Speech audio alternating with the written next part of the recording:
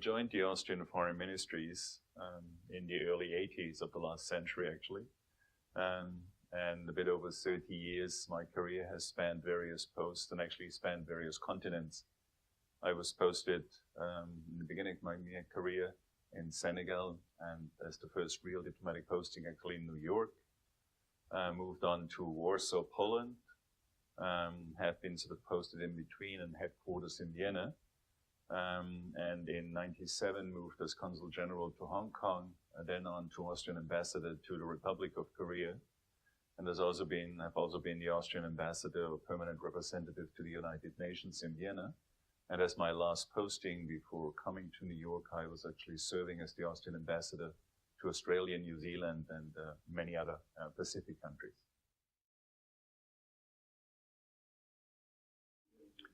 In my rank, the term of duty, so to speak, is normally around 4 years.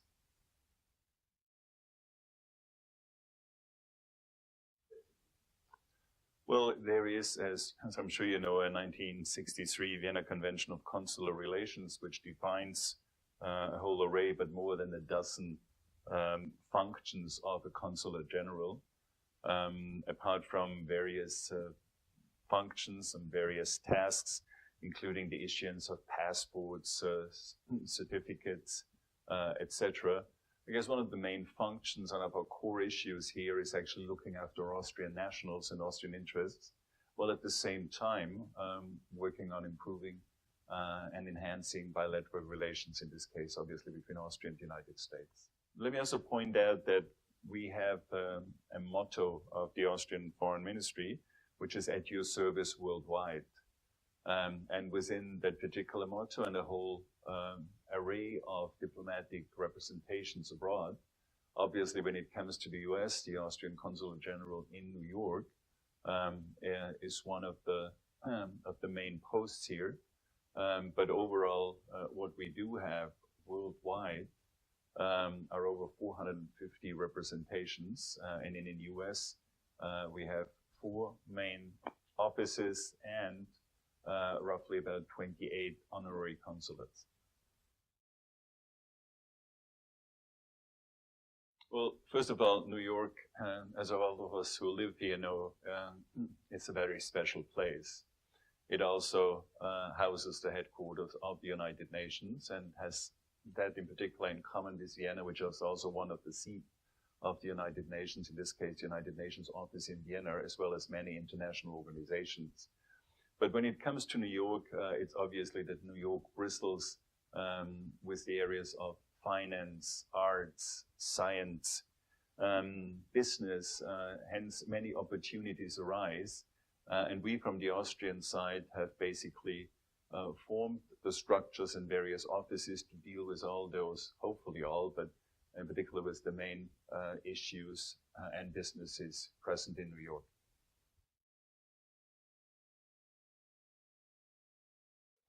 Well, we cover from New York basically the whole northeast corner up to the Midwest. So the jurisdiction of the Austrian Consulate General encompasses basically 17 out of the 50 states within the United States. We look after all the Austrian nationals here and issue them with various papers, documents. But what's also important when it comes to former Austrians, for example, is we form an important tie, in this case, to their homeland or former homeland. Let me also point out that when it comes to New York in particular, the figures we always use is that New York, i.e. the big metropolitan area of New York and the tri-state area was roughly about 18, 19 or 20 million people, is almost about 2.5 times the size of Austria. But at the same time, there is a lot of history which combines or which links Austria to the United States. Immigrants who came to the US to a large degree used the main port of New York to enter the US. We have, for example, roughly a group of 2,000 Holocaust survivors living in the New York area. And it's very important for us because this group, this community, which counts so many eminent personalities among them, is also a constituent part of Austrian history and Austrian-US relations. Well, the economic relations between our two countries are very strong. For the past 2 years, for example, the US has become Austria's second largest export market, surpassed only by Germany, and definitely the largest export market outside Europe. The figures are very positive, are very much looking up. Trade has increased quite extensively over the last 2 years.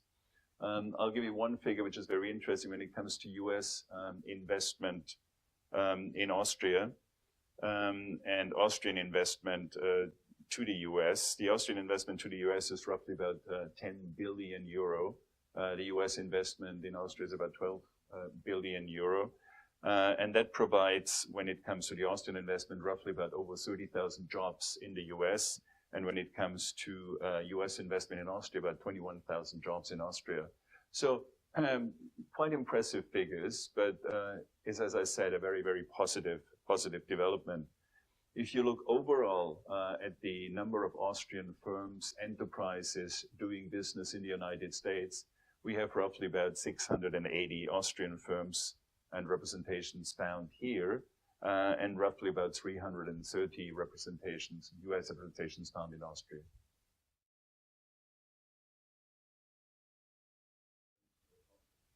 Well, we have a system that Austrian nationals living abroad can participate, are entitled to participate in so-called federal elections, EU elections, and at many levels also we call, provincial or state level in Austria.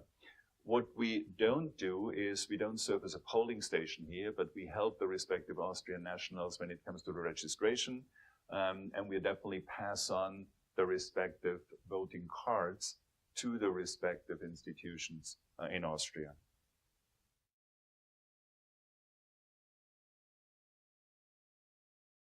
Well, we as a consulate general, and I guess this goes for most consulate generals here, actually cover a whole array of tasks, in particular for Austrian nationals, but also for Americans and others who approach us. Among them, for obvious reasons, the issuance of personal documents, passports, etc., citizenship certificates. We authenticate signatures. We basically are here and deal with the whole area of consular protection. We look after Austrians in need, so to speak, when it comes to emergency situations. We look after Austrians who live here and draw their pension from Austria, for example. We give travel advice, we issue visas, and in particular, as I said before, we are here also for emergency situations, which sometimes can mean a lost passport, injuries because an accident happened, or legal and other issues where we are sort of, approached by Austrians in need. Also looking after Austrians who might be imprisoned or in detention.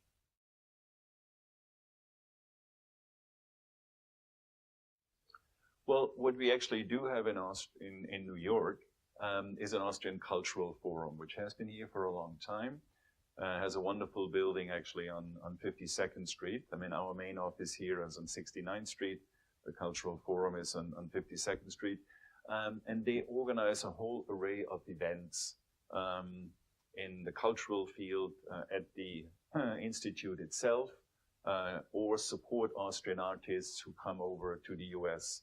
And as I said, there's a whole array from concerts to exhibitions, movies, etc. When it comes to sort of tourism, this is also being dealt with. Obviously, questions are directed to the Consulate General, but also at the same time to a tourism office, which we have in New York too. So overall, just to be clear, what we do have is our office here on 69th Street. We do have the Austrian Cultural Forum, which deals basically with cultural, scientific ties. We do have an Advantage Austria offices, which looks after business, in particular Austrian enterprises wanting to do business in the United States. And we also have a small tourism office.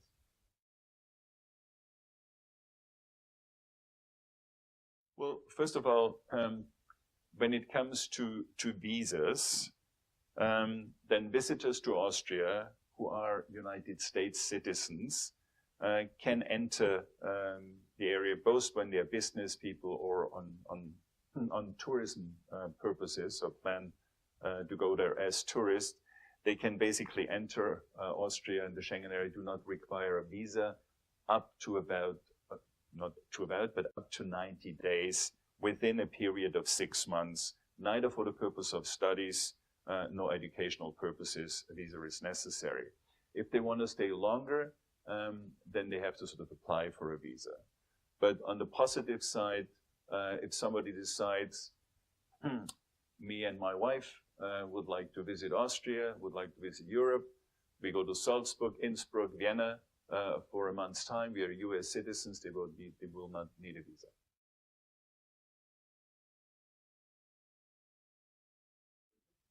Well, the main cultural events, as I pointed out, are basically organized through and in the Austrian Cultural Forum in New York City.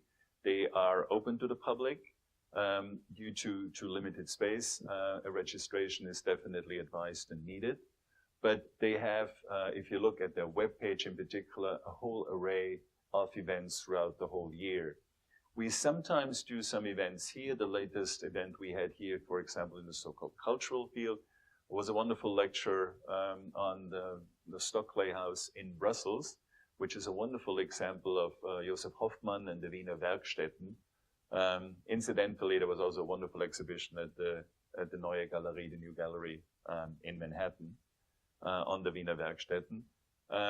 But when you talk about upcoming events, for example, there's going to be a tribute concert, for example, for Leonard Bernstein and members of the Vienna Philharmonic in a few days at the Austrian Cultural Forum.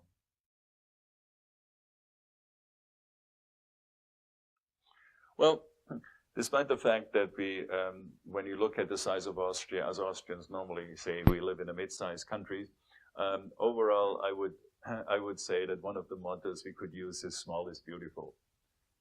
Again, if we compare sizes, I did that before with the tri-state area and the population of Austria, for example. It's with 8.5 million people, what we say a fair-sized country.